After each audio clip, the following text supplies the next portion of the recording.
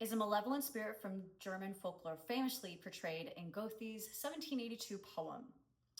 He appears to children throughout the night, whispering seductive invitations to join him. Though invisible to adults, his presence is mostly felt by the young, and it leads to be fatal. In the poem, a father races through the forest with his feverish son. His son, throughout the journey, is insisting that the Erlking is calling to them. And by the time they reach safety, the child is dead. The Erlking is a metaphor for death, temptation, and the unseen forces that prey on the innocent. Epica's Once Upon a Nightmare is a symphonic metal lullaby that mirrors the Erlking's tale almost line by line. The lyrics are rich with direct references to the folklore, blending classical storytelling with modern emotional depth. Let's talk about the deeper thematic comparisons of the Erlking story and the lyrics themselves. So the first thing we're going to talk about is the seduction of death and the loss of innocence. In the poem, the Erlking seduces the child with promises of play, affection, and comfort. And his language is sweet, but the intent is fatal.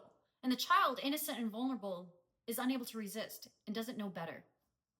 In the song, the lyrics, "Sweet lad, oh come, join me, do. My daughter shall care for you tenderly." These lines are lifted almost directly from the poem itself, reinforcing the idea that death often comes disguised as comfort. The song captures this duality, and somehow it sounds beautiful, and it has that deadly tone to it as well. This theme speaks to how trauma or depression can feel like a seductive escape, offering relief at a terrible cost. The nightmare is not just fear, but it's an allure to surrender. The next theme is the powerlessness of the protector. In the poem, the father is helpless. He cannot see the Erlking. He and his rational let's try this again. The powerlessness of the protector. In the poem, the father is helpless. He cannot see the presence, and his rational explanations fail to protect his son. In the song, the lyrics, "The silence of the void, a father's life destroyed." This line is a direct emotional echo of the poem's ending. It acknowledges the grief and the guilt of those left behind, especially when they could not prevent that loss. So the song gives voice to the silent devastation that you feel when you see a loved one suffering and you can't do anything about it. The next theme is the liminal space between life and death. In the poem, the forest itself is a liminal space. And it's a threshold between safety and danger, life and death. The song states, "New windows of the soul. Now it's time to close the door and open up like before." This is a beautiful part of the song, by the way. Soaring vocals, it just hits you right in the feels. It's a beautiful, beautiful moment. And these lines could suggest a transition, possibly into death, but also into a new state of being. The windows of the soul could be metaphors for perception, memory, or even reincarnation. And the song just doesn't really mourn loss. It contemplates transformation. What happens after trauma? What happens after death? It leaves that door open, and it's a mystery, much like the Erlking's ambiguous realm. The last one we're going to talk about is the voice as a weapon and a spell. In the poem, the Erlking's voice is his weapon. It doesn't attack physically, but through persuasion and enchantment, he lures his prey in. In the song parallel, we have the lyrics, "Hear his mystic voice," and then later on, "Feel my senses united by the night."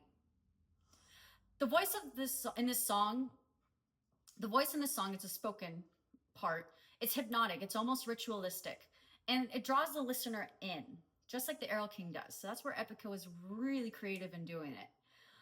This reflects the power of language and music, for that matter, too, and how they can heal or harm, seduce or save. Epica uses this very power to tell their story, making the listener complicit to their spell.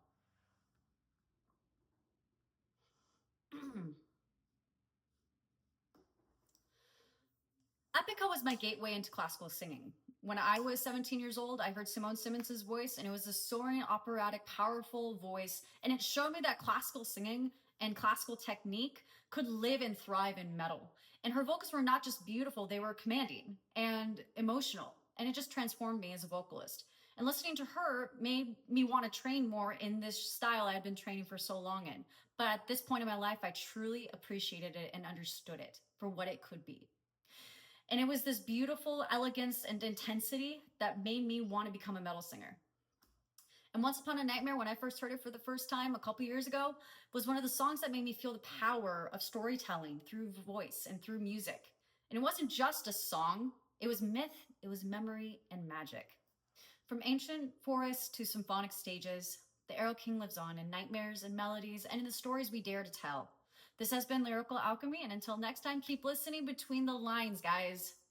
My name is Cor Henson. I'm your favorite English teacher. I'm signing off. Have a great day, y'all. Poem. Helpless to protect his child from an invisible force. Then we have spiritual possessive. My dog just ruined it. You want in the video too? Okay. Hi, buddy. You want to say hi to guys?